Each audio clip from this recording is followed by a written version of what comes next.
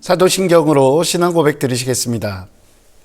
전능하사 천지를 만드신 하나님 아버지를 내가 믿사오며 그 외아들 우리 주 예수 그리스도를 믿사오니 이는 성령으로 잉태하사 동정녀 마리아에게 나시고 본디오 빌라도에게 고난을 받으사 십자가에 못 박혀 죽으시고 장사한 지 사흘 만에 죽은 자 가운데서 다시 살아나시며 하늘에 오르사 전능하신 하나님 우편에 앉아 계시다가 저리로서 산 자와 죽은 자를 심판하러 오시리라. 성령을 믿사오며 거룩한 공회와 성도가 서로 교통하는 것과 죄를 사하여 주시는 것과 몸이 다시 사는 것과 영원히 사는 것을 믿사옵나이다. 아멘. 할렐루야. 함께 은혜 나누실 말씀은 사도행전 4장 23절부터 31절까지의 말씀입니다. 사도행전 4장 23절부터 31절까지의 말씀입니다. 제가 가지고 있는 신약성경은 193면에 있습니다. 신약성경 193면입니다. 사도행전 4장 23절부터 31절까지의 말씀을 다 찾으신 줄 알고 제가 봉독해 올리도록 하겠습니다. 사도들이 노임에 그 동료에게 가서 제사장들과 장로들의 말을 다 알리니 그들이 듣고 한 마음으로 하나님께 소리를 높여 이르되 대주제여 천지와 바다와 그 가운데 만물을 지은 이시오 또 주의 종 우리 조상 다윗의 입을 통하여 성령으로 말씀하시기를 어찌하여 열방이 분노하며 족속들이 허사를 경영하였는고 세상의 군왕들이 나서며 관리들이 함께 모여 주와 그의 그리스도를 대적하도다 하신 이로소이다. 과연 헤롯과 본디오 빌라도는 이방인과 이스라엘 백성과 합세하여 하나님께서 기름 부으신 거룩한 종 예수를 거슬러 하나님의 권능과 뜻대로 이루려고 예정하신 그것을 행하려고 이 성에 모였나이다. 주여 이제도 그들의 위협함을 굽어보시옵고 또 종들로 하여금 담대히 하나님의 말씀을 전하게 하여 주시오며 손을 내밀어 병을 낫게 하시옵고 표적과 기사가 거룩한 종 예수의 이름으로 이루어지게 하옵소서 하더라. 빌기를 다함에 모인 곳이 진동하더니 무리가 다 성령이 충만하여 담대히 하나님의 말씀을 전하니라. 아멘. 할렐루야. 오늘도 여러분들의 삶 가운데 하나님께서 베푸시는 놀라운 역사가 그리고 또한 하나님께서 베푸시는 평안이 가득 넘치시기를 주님의 이름으로 축원드립니다.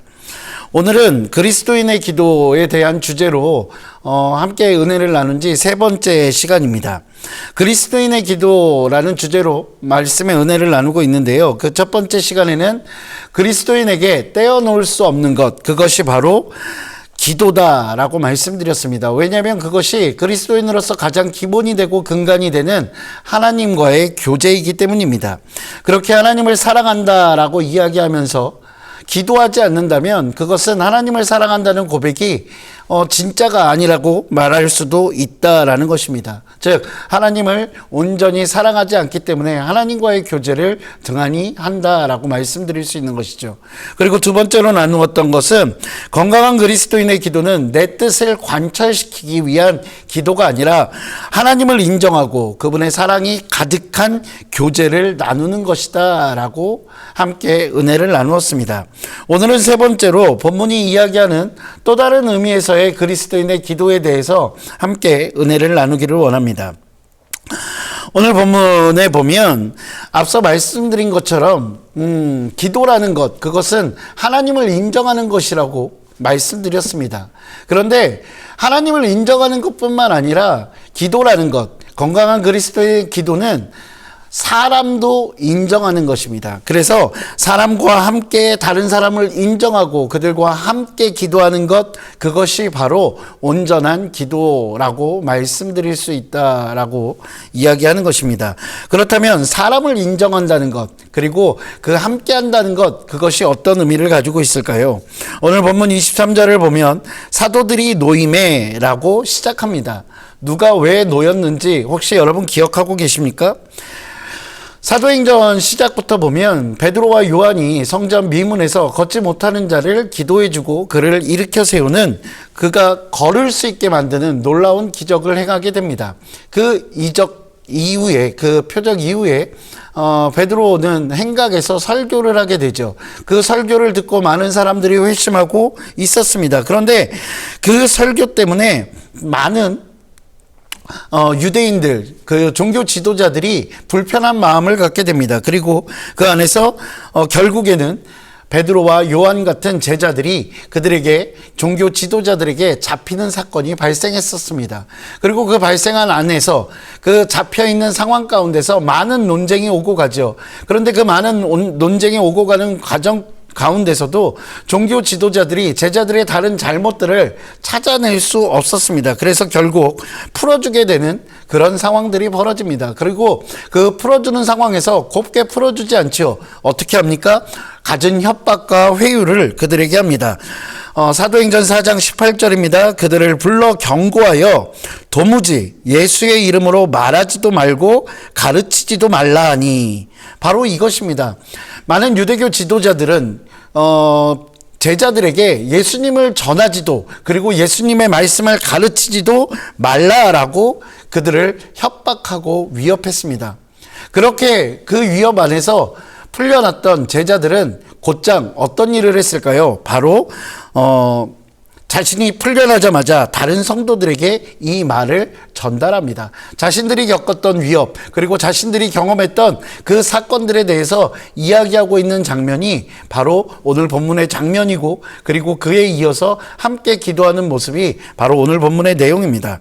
베드로와 요한이 풀려났을 때 그들은 아주 자연스럽게 자신들이 속해 있는 공동체, 그리고 자신들이 함께 있던 그 교회 동료들에게 찾아갑니다. 그리고 그 제자들의 이야기들을 들은 그 공동체의 구성원들은 곧 한마음으로 하나님께 소리 높여 이야기하기 시작합니다. 쉽게 말하면 다른 사람들을 인정하며 함께 기도하기 시작했다는 것입니다. 나 혼자만 잘나서 막 하나님께 기도하는 것, 그것이 아니라 나와 함께하고 있는 그 동료들을 사랑하고 그들을 신뢰하고 그들과 함께 한 목소리로 만들어내는 것, 그것이 바로 그리스도인의 기도라는 것입니다. 그렇기에 그리스도인의 기도는 하나님만 인정하고 하나님만 사랑하는 것이 아닙니다. 하나님께서 허락하신 공동체가 한 마음이 되어 하나님께 나아가는 것입니다. 다시 말해 그리스도인의 기도는 공동체가 하나 되었다라는 표현이라고도 할 수 있는 것입니다. 사랑하는 성도 여러분, 가정 예배를 드릴 때, 그 가정 예배를 드릴 때 그 기도의 모습들, 가족 구성원들의 기도의 모습들을 보면 그 가정의 현재 상태를 정확하게 진단할 수 있습니다. 가족들이 함께 손잡고 열심히 같이 기도하고 있다라고 하면 그 가정은 어떤 것일까요? 아마 그 가정의 컨디션은 굉장히 좋은 날일 것입니다. 서로가 서로를 인정하고 서로가 서로를 사랑하고 함께 한 목소리를 낼 수 있는 상태라는 것입니다. 그런데 만일 부부가 기도하는데 서로 손잡고 기도하지 않습니다. 그리고 서로 자기 목소리가 더 커지게 기도하면서 서로의 입장을 이야기할 때도 있습니다. 마치 서로가 서로를 하나님께 일러바치듯 기도를 하고 있다라고 하면 그 가정에서는 그날 어떤 일이 있었던 것일까요? 우리가 물어보지 않아도 알 수 있을 것 같습니다. 바로 부부의 마음이 서로 화목하지 않은 상태라고 할 수 있을 것입니다. 자녀들의 기도하는 모습, 그 기도하는 모습에 이미 자녀들이 짜증이 나 있는 모습들로 기도하고 있고 볼이 잔뜩 부어있는 모습으로 기도하고 있다면 그 가정은 가정 예배 드리기 전에 어떤 모습이었을까요? 아마 분명히 부모님께 그 자녀들이 잔소리를 듣거나 꾸중을 듣거나 한 상황이 아닐까라고 생각합니다. 이처럼 그 기도의 모습들을 보면 가정의 현재 상태를 알 수 있다는 것입니다. 과연 이렇게 하나 되지 못한 모습으로 기도하는 것, 그것을 하나님께서 기뻐 받아주실까요? 저는 그렇지 않다라고 생각합니다. 다시 말해 사람과의 관계에서 불편함이 있다면 그 상태에서는 바른 기도를, 그리스도인의 건강한 기도, 하나님께서 원하시는 기도를 할 수 없다는 것입니다. 마태복음 5장 23절과 24절에 예수님께서는 우리에게 이런 말씀으로 가르쳐 주십니다. 그러므로 예물을 제단에 드리려다가 거기서 내 형제에게 원망 들을 만한 일이 있는 것이 생각나거든 예물을 제단 앞에 두고 먼저 가서 형제와 화목하고 그 후에 와서 예물을 드리라. 사랑하는 성도 여러분, 그렇습니다.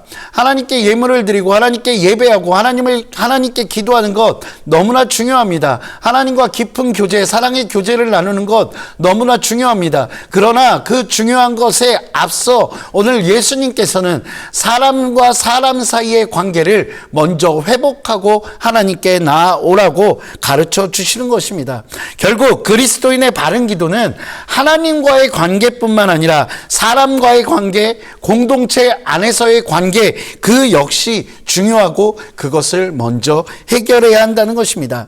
달리 이야기하면 그리스도인의 기도, 그 기도는 하나님께서 우리에게 허락해 주신 그 공동체가 하나 되었다는 표현입니다.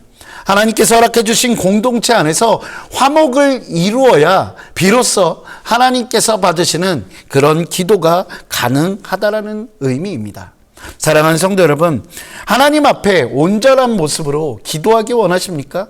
하나님과 깊은 교제를 나누기 원하십니까? 그렇다면 먼저 여러분의 가정과 여러분의 공동체를 사랑하시기 바랍니다. 그리고 주님께서 허락하신 사명으로 그 공동체가 하나 되어 오늘 본문에 나와 있는 제자들처럼 한 마음으로 하나님께 기도하심으로 놀라운 하나님의 역사를 경험하시기를 주님의 이름으로 축원드립니다. 기도하시겠습니다. 사랑과 은혜가 풍성하신 아버지 하나님, 주님 감사합니다. 우리는 날마다 하나님 앞에 엎드려 기도하기 원하고 하나님과 깊은 교제를 나누기 원합니다. 하지만 우리의 삶 가운데 하나님께서 허락해 주신 그 공동체 안에서 다른 사람들을 먼저 사랑하고 인정하는 마음을 우리 가운데 허락하여 주시옵소서. 하나님, 내 입술로만 혼자 기도하는 것, 내 생각만을 기도하는 것이 아니라 하나님께서 우리에게 보여주신 그리고 붙여주신 그 많은 사람들과 마음과 뜻을 다하여 하나님 앞에 나아가게 하여 주시고, 하나님께서 우리에게 주신 사명, 그 사명을 함께 감당할 수 있는 그런 우리 신앙 공동체가 되어질 수 있도록 주께서 인도하여 주시옵소서. 아버지 하나님, 오늘 제자들이 한 목소리로 하나님 앞에 기도할 때 그 자리에 성령이 임하였고 놀라운 역사들이 일어났음을 우리는 목도합니다. 하나님, 우리가 하나님 앞에 그리스도인으로서 온전한 기도를 함으로써 하나님의 그 놀라운 역사를 우리도 날마다 바라보며 살아갈 수 있도록 주께서 은혜 베풀어 주시옵소서. 저는 감사합니다. 이 모든 말씀 우리 주 예수 그리스도의 이름으로 기도합니다. 아멘. 하늘에 계신 우리 아버지여, 이름이 거룩히 여김을 받으시오며 나라가 임하시오며 뜻이 하늘에서 이루어진 것 같이 땅에서도 이루어지이다. 오늘 우리에게 일용할 양식을 주시옵고 우리가 우리에게 죄 지은 자를 사하여 준 것 같이 우리 죄를 사하여 주시옵고 우리를 시험에 들게 하지 마시옵고 다만 악에서 구하시옵소서. 나라와 권세와 영광이 아버지께 영원히 있사옵나이다. 아멘.